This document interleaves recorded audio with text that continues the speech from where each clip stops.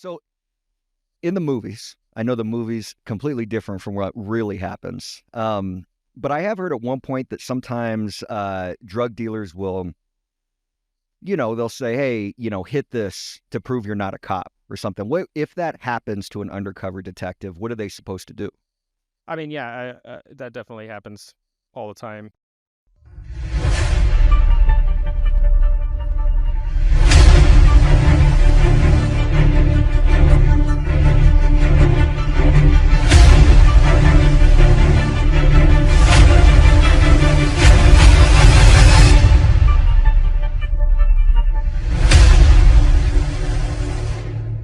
All right.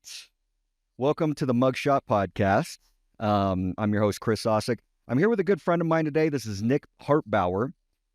Nick and I were both cops on the police department together, and I'm excited to have him on today. Nick, how you doing? I'm doing good. It's good to be here. Good, man. Good. So I gave you a little bit of an introduction there, but why don't you tell us a little about yourself? Like what brought you into law enforcement and then what you did while you're in? Sure. Yeah, I've been in law enforcement for 16 years. I started out at the Teller County Sheriff's Office, and then last 10 years I've been with the Colorado Springs Police Department.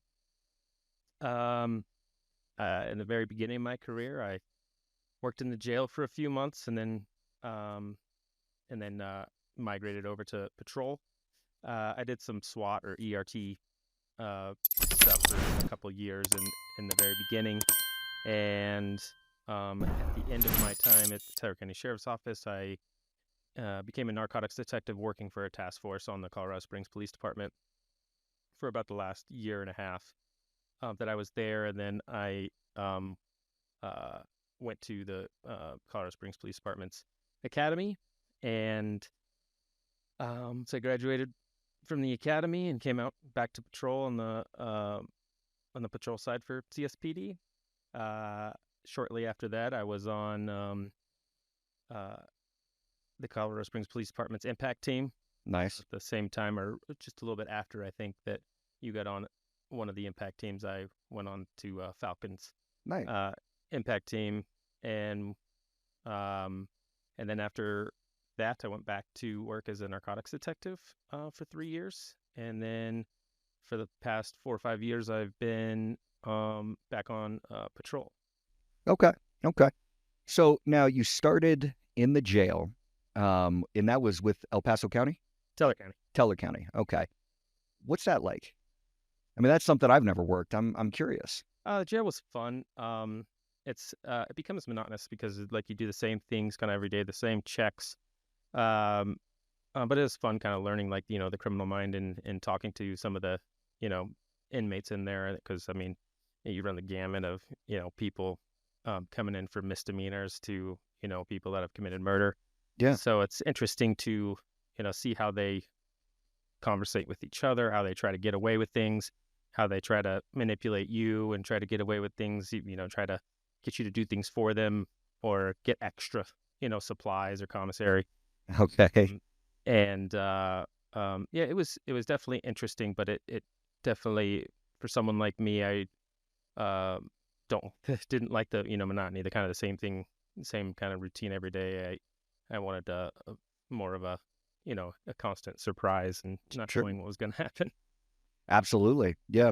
So now the narcotics team. Tell me about that. Yeah, working as a narcotics detective, you do a lot of undercover work. You work investigations in the local to the federal level. You're looking into, very low level drug dealers, drug users at that are dealing in grams and maybe half ounces, ounces, or whatever, all the way to working like Mexican cartel cases where you're looking more at pounds and trying to find stash houses and stuff like that. Cool. Cool. Tell you what, we'll bring the mic just a little bit closer to you. Yeah. There we go. Perfect. So undercover work. I got to be honest, that never appealed to me. I don't know that I would have been the great person for it. I'm me. That's what you get. Did you find that you had to like change who you are? Because you're adopting this other persona, right? When you're undercover. Yes. Okay. So how did you have to mentally prepare yourself for it? Um, yeah, it kind of comes over time, and I probably, was s- slow to transition into that role, more than some people who kind of seem a little bit more, charismatic and adjust to that a lot easier, and they're, could be, less fearful of Okay. that position. It took me a while to get into that role, but once you get into that, it really comes with, interviewing um, users, drug users, and dealers, and as you interview them more, you kind of get to see how they speak, how they dress, um, how they talk about, how they conversate, with people. Mm, Um, if you're listening to people when we do, undercover deals and stuff like that, how they talk and how they address people. Um, Once you get that, see that enough, then you start to um, put everything together, and you kind of put your persona together, and you start to get the dress right, because you don't want to look like a cop. sure. And yeah, and then after you do it a couple times, I mean, it was definitely nerve wracking, but after you do it and you're successful with it, Mhm. you build that confidence like anything. Yeah. Well, and I guess you got to be really dedicated to that persona. I remember there was a undercover sergeant. I probably won't bring him on now or bring up his name, but hopefully I can get him on at some point. But he was telling me that he was keeping an eye on a group. He was following them downtown, and he was dressed as a homeless man, and he looked homeless with long hair and long beard. And they started to pick up on the fact that, hey, we think we're being followed by a homeless man. So the only thing he did, or the only thing he thought he could do, is he jumped into a dumpster and started eating some of the nasty food in there. So they're like, oh, it's just a nasty homeless man, whatever. Um, and he told me that, and it sounded pretty disgusting. But obviously, he was dedicated. I mean, he had a job to do. Have you ever experienced anything like that, or had to go to something that extreme? Yeah, I've never went that extreme. If I did, I'd probably fake it, fake that I was eating something, but I never went uh, to that extreme. But I definitely saw people do stuff like that from time to time, and Yeah, it's always makes for a good story down the line for sure. sure. So in the movies, I know the movies completely different from what really happens. But I have heard at one point that sometimes drug dealers will, they'll say, hey, hit this to prove you're not a cop or something. What if that happens to an undercover detective? What are they supposed to do? I mean, yeah, that definitely happens all the time. And you can, there's always something that you can make up that real users would make up at the time, whether they got a PO, a probation officer, where they have to do some type of drug test right afterwards, or they have to um, deal with something else after it where they need to be sober. Uh, you can make that up and just simply just say no. I got you. And does that cause any issue to the person that's trying to check if you're a cop or not, or do they usually buy it and just kind of move on? Yeah, not typically. When you have just, I mean, you talk about a group of people, users and dealers. You talk about very manipulative people that are always saying, you know, they're just a bunch of lies constantly. So no one really knows what to believe, and so I think people just move on Oh, after you say no a couple times. They just kind of are like they, they they're focused on if you give them money or not, and gotcha. that really is kind of their focus because they they need money to support their habit and Yeah, to continue to buy bigger amounts than they are consuming so they can sell it. I see. So I think one of the big things that, around the nation, one of these big concerns that they have at the moment, fentanyl, right? And I know that when you were on this narcotic task force, that was, I'm guessing before we had this kind of epidemic, as they call it right now. But now that you're out of the department, when you were still in as a patrol officer, are you aware? I mean, what was the department doing to try and curb the fentanyl that was making it into the city? I wasn't in that world, or I haven't been in that world the last few years. So I'm not really sure what they were trying to do to curb that, but Okay. I'm gonna guess that it was about the same as trying to identify the dealers and the sources and where it was coming from, and working at the local and federal task force to try to, you know, get that off the streets as much as they would heroin or methamphetamine, or cocaine. It's all kind of the same idea. The drugs kind of change, but the same idea to get it off the streets kind of stays the same for the most part. People can come up with creative ideas to do it better or worse, or trying to figure that out. But I think for the most part, it's just trying to figure out who's dealing it and who's sourcing it and trying to stop that. Sure, sure. Well, I mean, yeah, anything that can get done. I know it's probably a very evolving process, depending on who you're dealing with and what experiences you have with that group. But so moving on from there, so you made it onto the impact team with Yeah. the police department. You were up north. I was on the east side at Stetson Hill. Yes, that's right. Um, but for our viewers here, explain a little bit about what the impact team was, like what the idea was. Yeah, essentially, the impact team was uniform property detectives. We are trying to identify with analysts and trying to identify areas that were being hit the hardest as far as property crimes go. What buildings in what area are being hit the most for cell phone thefts or for motor vehicle thefts, or BMVs, or people burglarizing motor vehicles.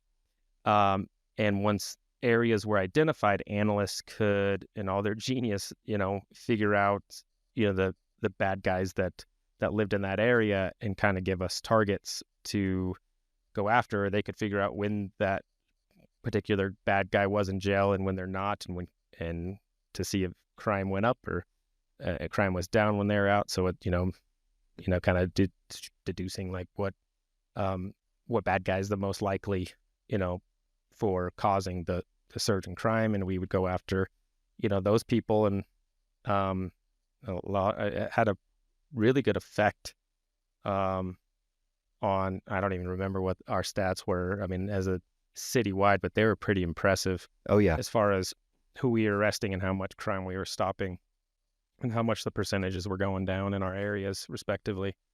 But that was our main mission. And of course we would just also go out and try to find anyone that was had warrants or was dealing drugs or using drugs, or had drugs in their car, and trying to develop informants to try to give us information on who was doing what as far as property crimes goes in our respective areas of the city.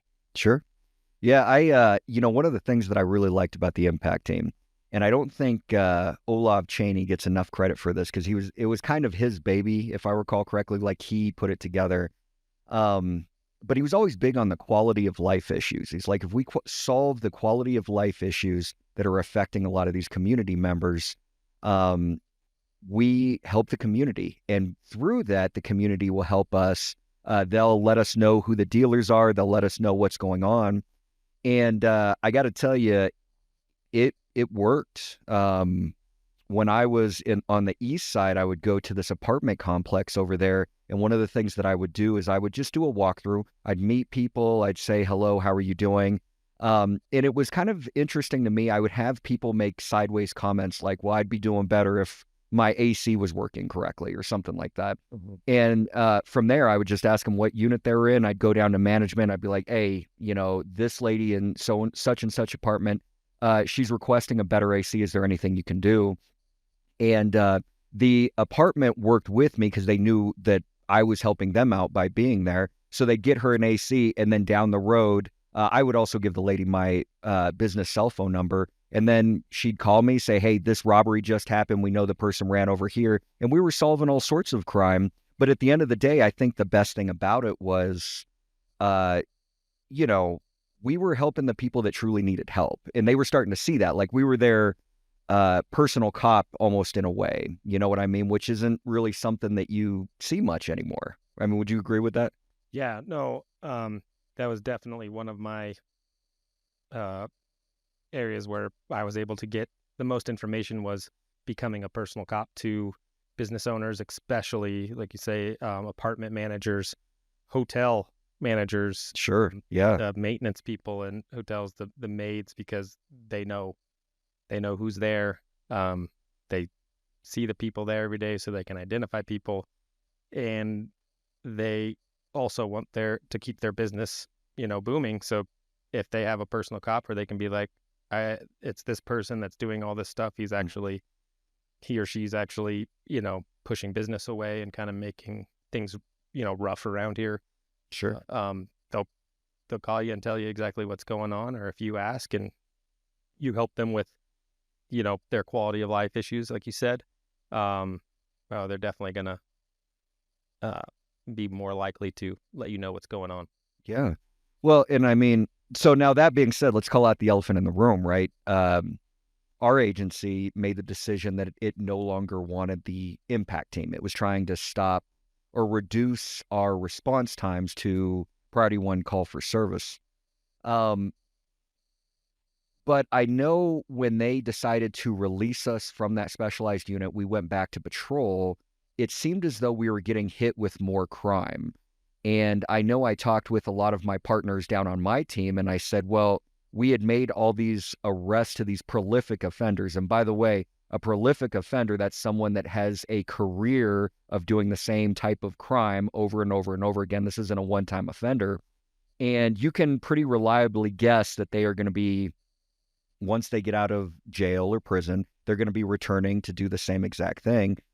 And so all around the city, we had 4 teams, and we ended up losing all of that. No one was keeping an eye on any of these prolific offenders. And although we reduced response times temporarily on priority one calls for service, I think overall, I mean, would you agree with me that it seemed that crime and victimization seemed to have increased a little bit after that? Yeah, I remember kind of looking at that analytically as well. Although I don't remember exactly what all those numbers were, but that was I can imagine that would have been a very hard call for the chief at the time. Sure. Because, he got, 16 people and 4 sergeants back on the street to bolster patrols numbers.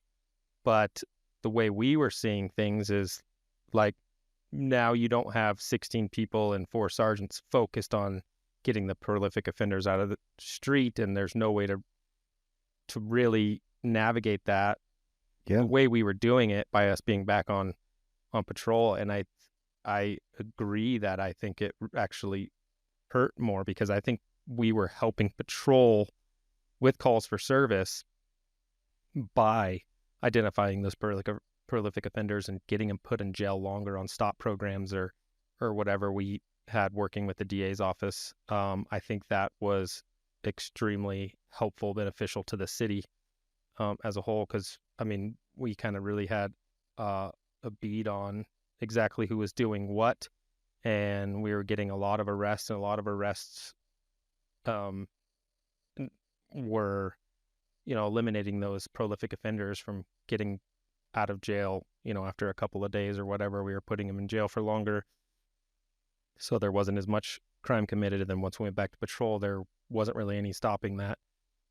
Not the way we were doing it. So yeah, I agree. It was it'd be interesting to see, what the numbers were when the impact teams were active then, to see how much crime increased or decreased after we came back to patrol. Yeah, it's interesting. And you brought up a great point that I didn't really mention, but I'm so happy that you did. The politics, right? I mean, the simple fact of the matter is, this wasn't just a decision by the chief. Oh, one day he comes in and he says, I'm just going to cut all these specialized units. He was getting some pressure from the mayor, who's getting pressure from city council, because their constituents, they had put in a call for service, and maybe it took them longer to get there. And of course, the city council members, they want to represent their constituents, but it shows you how everything kind of works together. I think a lot of people don't see that. And sometimes it's hard for me to see. But you're right, that did have to be a difficult decision, especially considering how well the impact teams were doing, the gang unit was doing, and things like that. So, Yeah. um, so let me ask you. I mean, you are a veteran cop. There's no doubt about that. You have experience under your belt that many officers don't have. What is your opinion of these newer cops that are coming into the profession post 2020, post like Senate Bill 217 and things like that? Uh, I mean, I know that they are younger. They are very engaged. They do very well when it comes to like electronics and body cams and stuff like that. But when it comes to the actual officer, I mean, what's your opinion of that? Yeah, I thought about that a lot. I think it's got to be harder. I mean, I definitely see that being harder to navigate, you know, being immediately recorded, Yeah. everything you do immediately recorded coming out of the academy. When you're going to make mistakes, you're going to make a bunch of them. Um, a lot of small ones that aren't so big, but that's how we all learn, as we make mistakes and we learn from it. And it's like you can't. It's like you're kind of being told, well, you can't really make mistakes, Yeah. because if you do, you're going to get punished for every single little one, it seems like.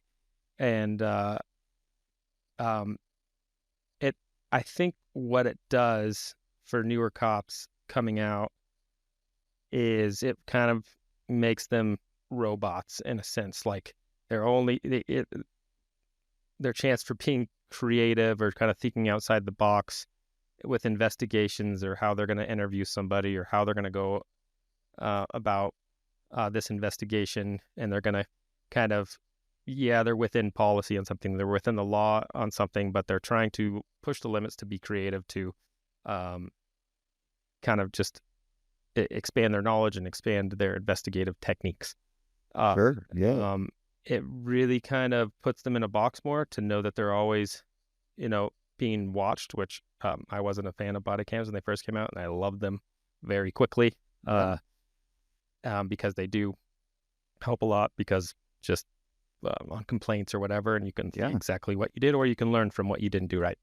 Um, and yeah, I mean, that's kind of my opinion on that. Is newer cops coming out are kind of just doing enough, just doing kind of the regular things, staying within the policy boxes and hitting all the check marks, and not trying to push any boundaries or be creative in that sense. They're just going to do exactly what they need to do to move on to the next day.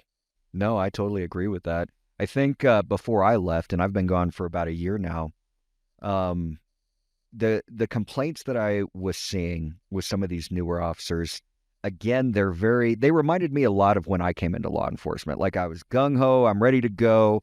We're gonna protect the city, and we're going to protect the citizens and do all this stuff. So they were excited, but I think them engaging was where we saw the biggest issue. And I think that's the biggest issue for any police officer that's going to make the decision on whether they want to stay a cop or not, right? It's like you get into the profession, you can do reports. Anybody can be taught how to check boxes and, fill in the blank and do all this stuff. And verbal de-escalation, it's a learned skill. But I think that anyone that's going to be in the profession, they have to be able to communicate. I mean, that's like step number one. But where it gets a little bit dicey is people don't really know if they want to be a cop until they get into their first like physical confrontation. Like it's going to be someone is attacking you and you got to figure out how to do it. And I think the problem that I heard, or at least some of the complaints, was, when someone is displaying a pre-attack indicator, it's like they're getting ready, they're squeezing their hands, they're jumping down up and down on their the balls of their feet, and they look like they're going to get ready to go.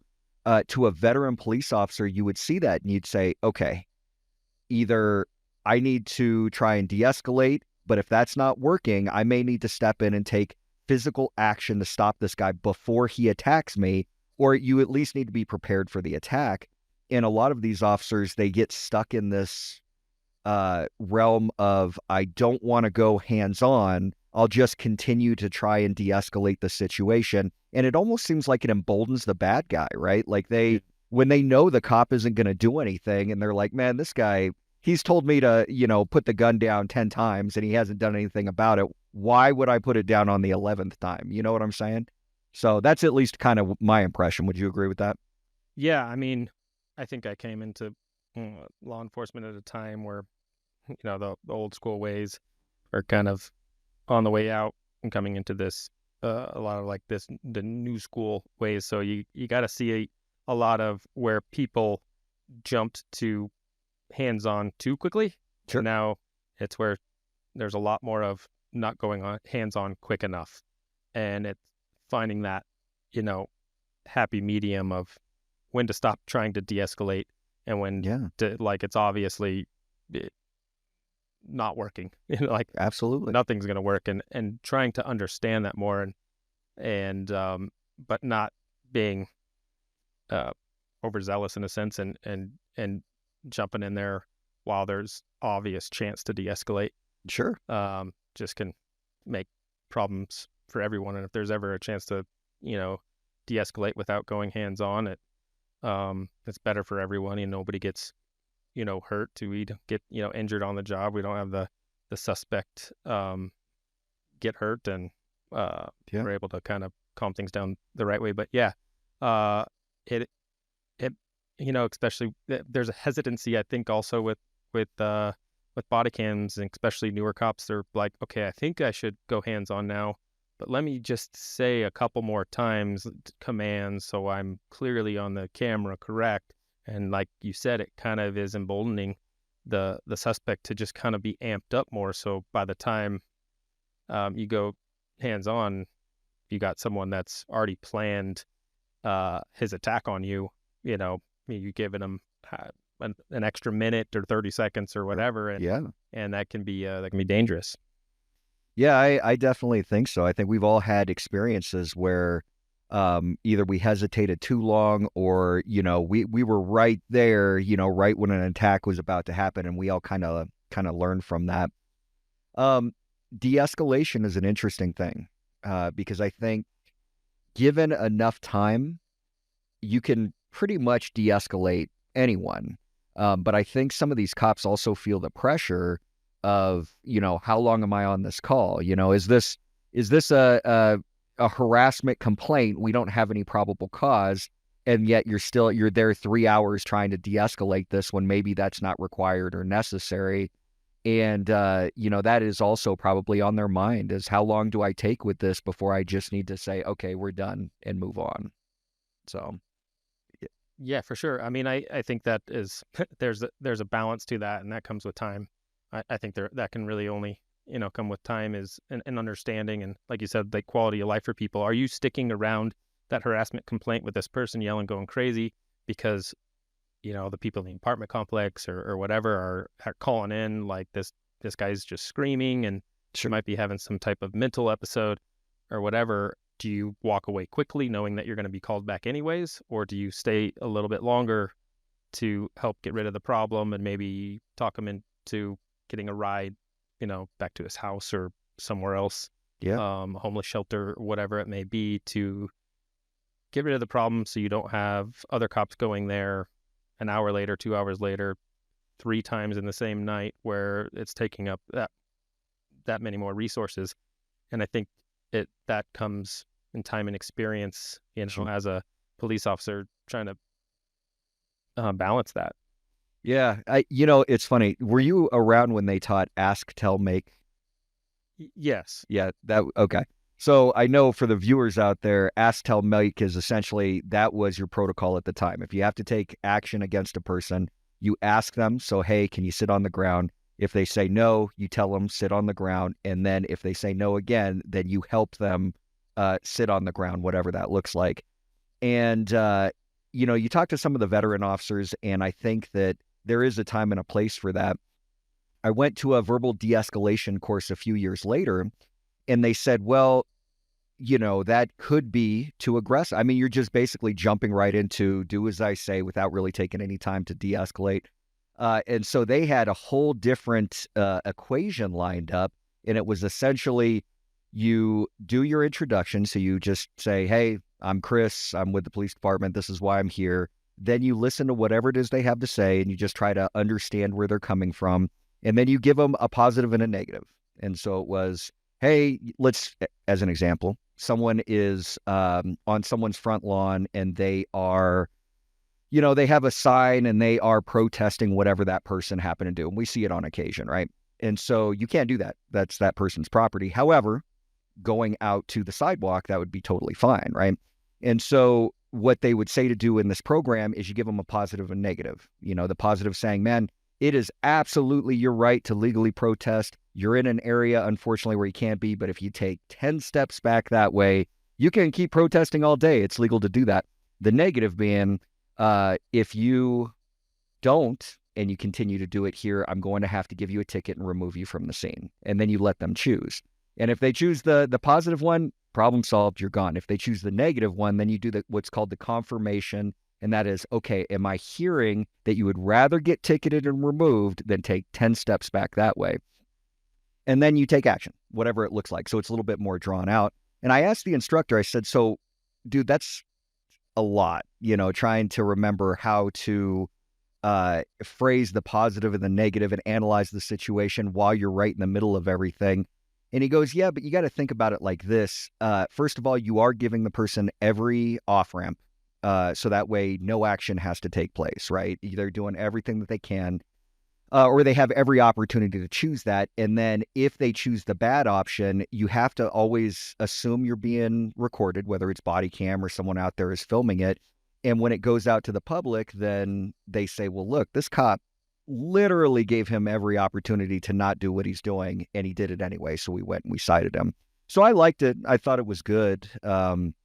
It can be problematic to assume you can do that in every situation, obviously, but at least it's another tool in the officer's wheelhouse. But now, so that being said, moving backwards just a little bit, body cams, okay?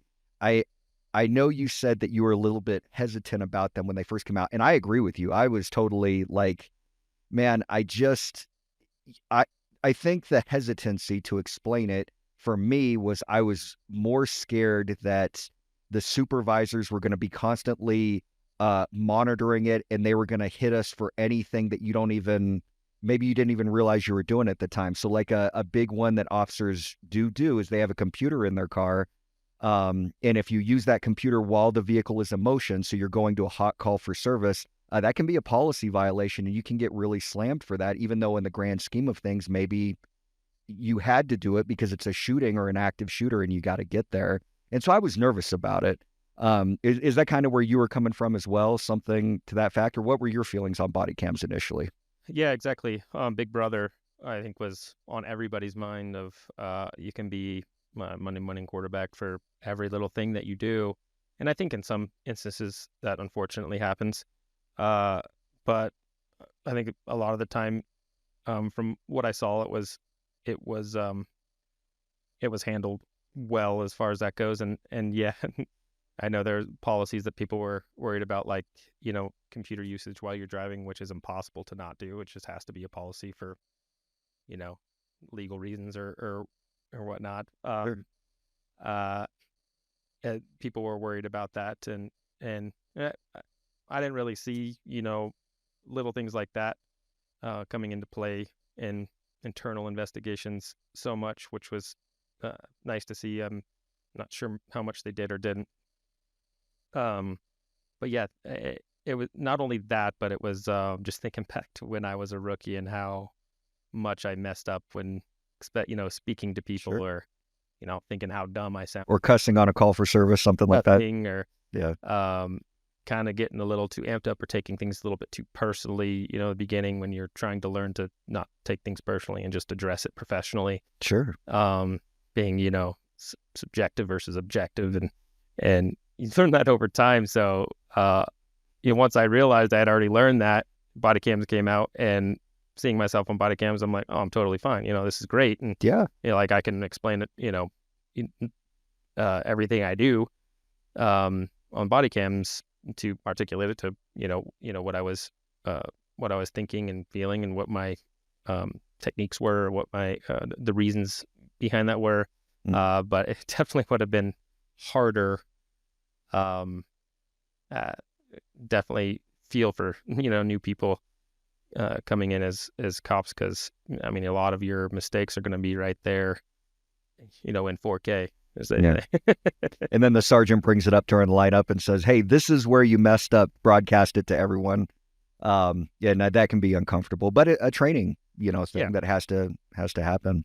I got to tell you, so what brought me around on body cams, first week, um, and again, everyone was a little unsure. And I just want to be clear with everyone. It wasn't unsure because, I think everyone thought there was going to be this big thing, corruption everywhere, and cops don't want their activities to be seen. It wasn't any of that. And it didn't come up with any of that. It was just more of cops were afraid that their career would be put in jeopardy because of these, again, smaller policy violations, that it's really hard to, again, I bring up the computer one because I've seen that happen to police officers where they get talked to. Man, you were using that, or you were driving a little too fast to this call, or what have you. Um, but that being said, so I had the body cam. I want to say this was day 2 with the body cam, and I got a call for service where a guy was trying to buy a car, and so he got on Carfax or one of those, Auto Trader maybe, and he sees this car being sold. He liked the car, and he brought his girlfriend to go meet the guy at the guy's home. Well, what happened was the person who lived there said, "Oh, well, here's my car. Would you like to take it for a test drive?" And he gives the guy his keys and says, "Yeah, just take it for a test drive." Well, the person really had no intention of buying the car. He just wanted to steal it, and the keys were handed to him. And so he drove away. The funny thing was, he left his girlfriend there, just left her on the front lawn. He didn't even care, and he drove away with this car. And so I get there. The guy knows his car's been stolen. The girlfriend is very, very upset that she's been left because she thought he was going to buy a car as well. So how it comes back to body cam was, I get there. Obviously, the guy is gone with the vehicle, and I'm talking to the girlfriend. I'm like, how did this happen? Like, it's kind of amusing to me a little bit that he left you here, and I wasn't trying to offend her. I'm just like, maybe chivalry is dead. Why the hell not? But so she tells me what happened, and I said, well, how about this? I was like, why don't you call him and just ask him to come back? I mean, maybe we're all wrong. Just because he hasn't showed up, maybe he took it for an extra long drive. I mean, we should make sure before we arrest this guy for motor vehicle theft. And so my one requirement was, I said, why don't you call him from your phone? Just keep it on speaker. Okay. That's all I asked. Call him from your phone, keep it on speaker, and ask him to come back to the scene. She says, okay. So she calls him, and he's like, he was already on his way out of Colorado Springs. And she goes, bring it back now. And he says, no, I'm not bringing it back. I'm going to keep this car. It's a nice car. And he says that now it's recorded on body cam, and I have it against him. So we ended up finding him. We got him arrested. And then in the interrogation room, I asked the guy, I was just like, dude, why didn't you just bring back the car? And he said, oh, no, I had every intention of bringing back the car. I said, oh, really? Well, here's my body cam footage. And I showed it to him, and he's like, oh, well, that was, and then after that, he asked for a lawyer, which is totally fine. And we ended up arresting him for that. But it was after that that I realized, I was like, man, this is a huge asset, this body cam, because it can help you in many different ways. And so that was kind of my turning point. So, yeah. Yeah. Yeah. I, One other point is, I think that a lot of like the contention with body cams too is a lot of cops become cops to not be famous. They want to help people, like, legitimately. And so I don't think that a lot of cops really wanted uh, to be famous. Like if a call went a certain way where the news got a hold of the body cam footage, and whether it be a shooting or whether it be a act of compassion or whatever, they didn't necessarily want that. They just, they wanted their what they were doing, the service they were doing, to be kept between them and whatever citizens they were dealing with. And I think that's where some people don't necessarily want that type of exposure, even if it's good. Yeah. Well, and especially if you I mean, famous is one thing, but I think, we've all arrested people. Look, I've been out of the department for a year, and I still look over my shoulder because there are people that I've arrested that I'm like, I need to make sure they're not coming after my family or I. Or yeah, And so if you do have a call where you've done something very good and it ends up on the news, and then all of a sudden it goes out there and someone you've arrested that does want to kill you for arresting them prior, that can put your whole family in a dangerous situation. So I can totally see that. yeah. Yeah.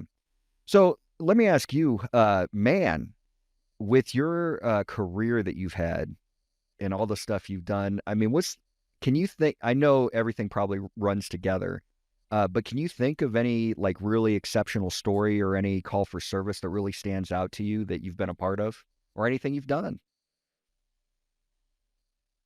The stories of uh uh success stories, especially when you're uh I definitely developed a passion for like victims crimes at the end of my uh career these last few years, uh helping victims and seeing someone in a really bad situation, especially like domestic violence, and when they're in a bad stalking situation, and going to uh, that scene and helping that person get out of that situation, whether they have kids, and helping the kids get out of that situation, and getting the courts and professionals involved and victim advocates involved to really help that person move on in their lives where there's no more abuse. I think that became very important to me at the end, um, uh, to see those stories kind of unfold, because Sure. I definitely got a lot of victims contacting me afterwards saying that they're doing really well, and they're not being abused anymore. They're in a better situation for them and their families, and um, Yeah. in some cases the suspects have gotten help or or not, but the victims are doing good, and hearing that gratitude from them, I definitely think, and it's not like a really cool story. I'm not chasing anybody uh or whatever, but that for me became, yeah, my passion towards the end of my career is being a part of cases like that. I got you. Well, and I think it shows, right? You were telling me before when we were off camera about some of the stuff that you're doing now. So you were um, essentially you are away from the police department. Now you're kind of doing your own thing. And you brought up, can we talk about the agency that you, Sure, yeah. okay. What was it called again? The uh, Conflict Institute? the High Conflict Institute. So tell me about that. Yeah, a few years ago, I started studying essentially a psychological theory, the high conflict personality theory, that was kind of pioneered by Bill Eddy and Megan Hunter, the president and CEO of the High Conflict Institute. I think they started 16, 17 years ago, something like that. And I started, reading their books and studying their material online, and they have like a training for law enforcement um, within all their trainings at the highconflictinstitute.com. And as I studied their works, it became very obvious the application to law enforcement that is missing. Sure. That was definitely missing in our department, and I started to see the need uh, to kind of implement these investigative techniques and understanding this, the behavioral patterns that high conflict people display, because we deal with high conflict people on a daily basis, and understanding the core kind of behavioral analysis of high conflict people and identifying them really started to help, especially when you got victims crimes like domestic violence, where you have a suspect and a victim, and when it can be really hard because high conflict people can be very manipulative.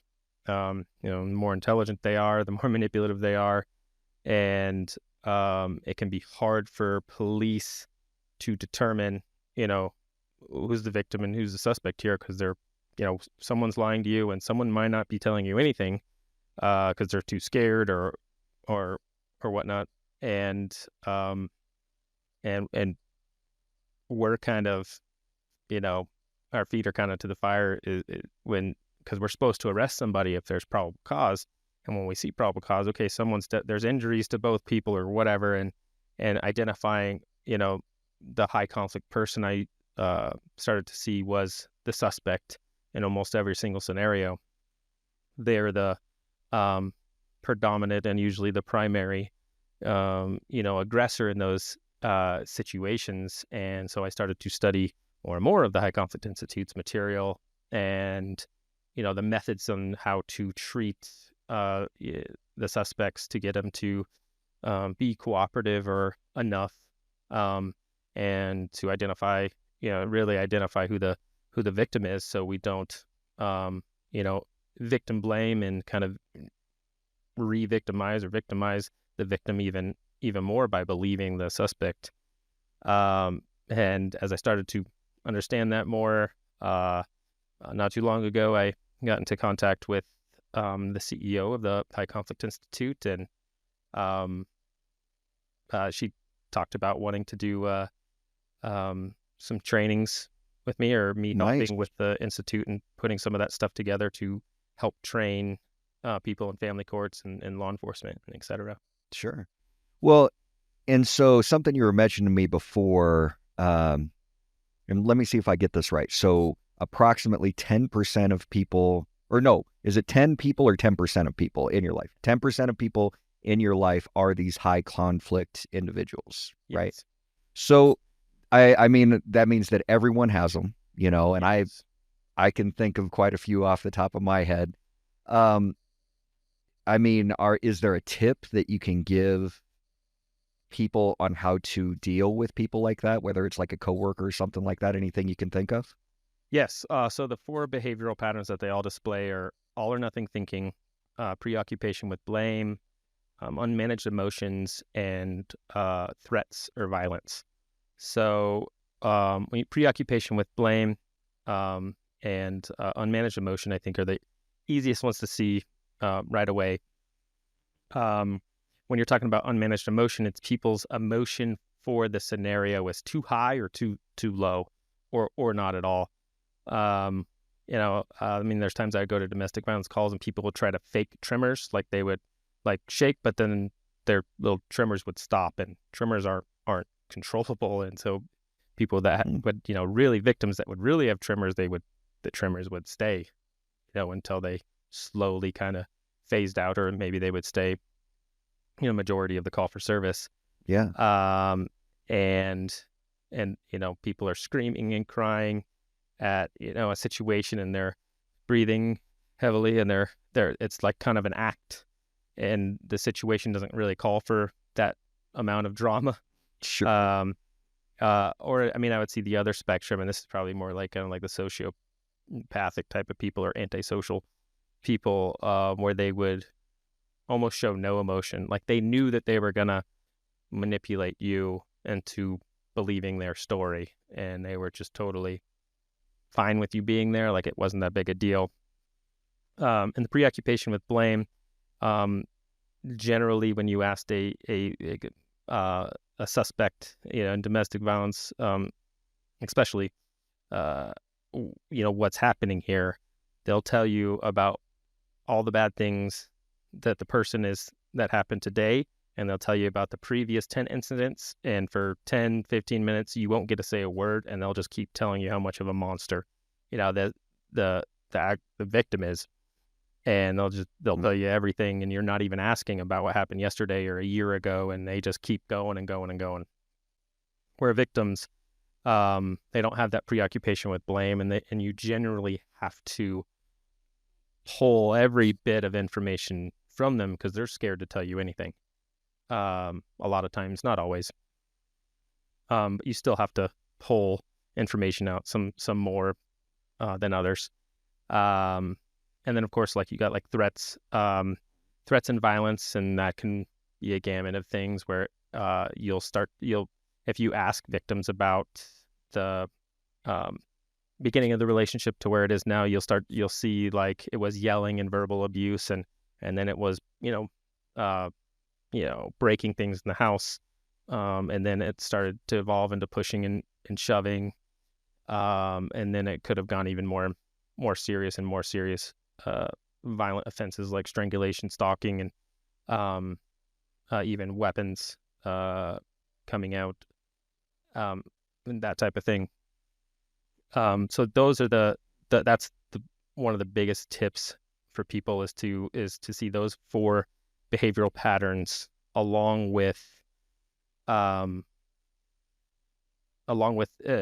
understanding that the high conflict people's reasoning and logic isn't the same as the other 90%. They will tell you, you know, your car isn't blue, it's black, but it's blue, so they'll argue with you till the end of time. I don't know.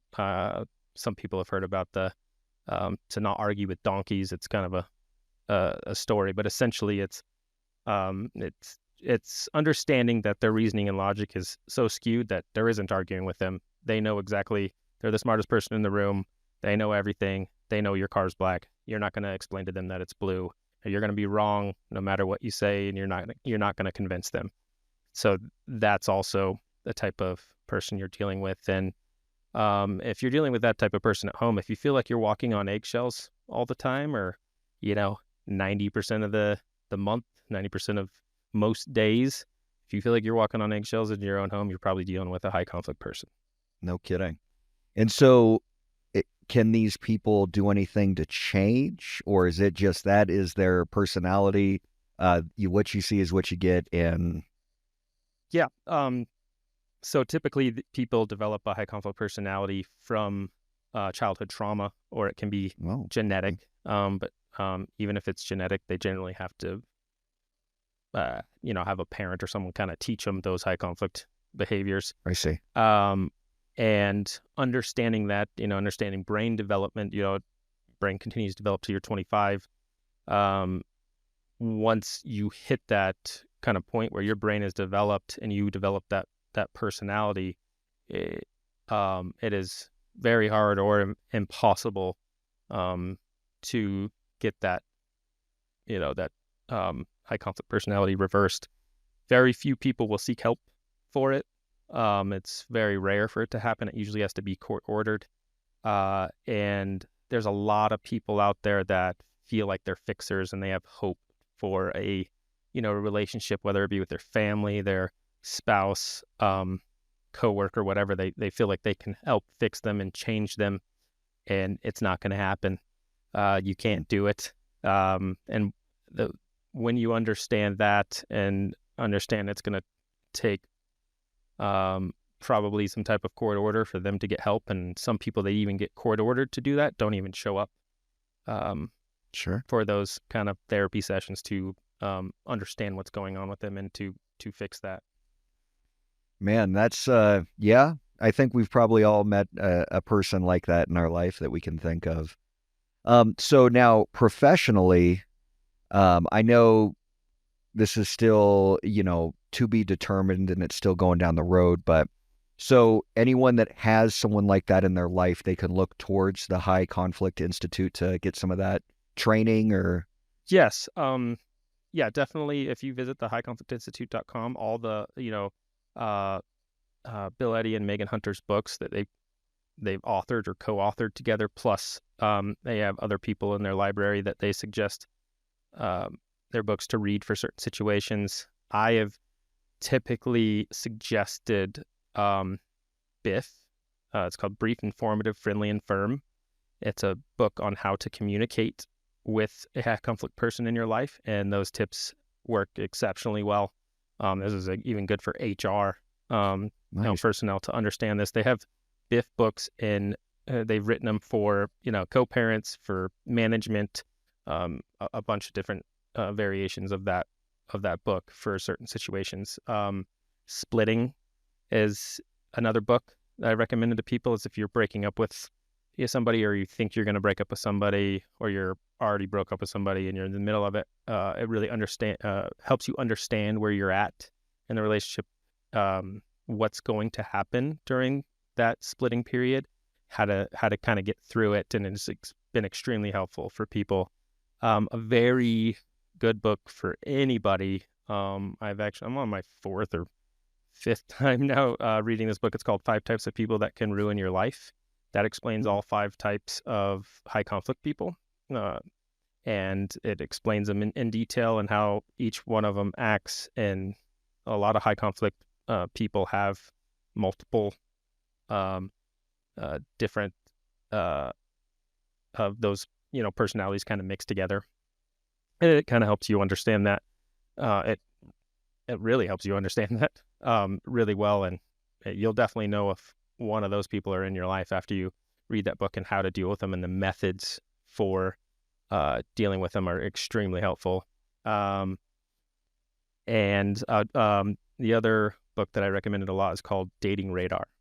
That's for anybody in the dating realm that's wondering, if the person they're dating, or they're not actually dating anyone yet, they just want the tools to help them, before they go in the dating field. That book is a really good one to understand if you're dating, or if you're going, or to how to not date someone that's high conflict. Man, that sounds great. I didn't realize all those resources were out there. I'm going to have to take a look at some of those books. So, all right. Well, we're coming up on our time, Nick. Thank you for joining us today. I think it was really informative. We will have Nick on again at some point in the future. So if you have any questions, reach out to me, especially when it comes to the High Conflict Institute. And Nick, thank you for everything you've done on the police department. And I look forward to seeing where everything goes for you. Thank you. Appreciate it. All right, my friend. Take care. I hope you enjoyed this episode of the Mugshot Podcast. Like and subscribe where you can, and I look forward to seeing you on the next one.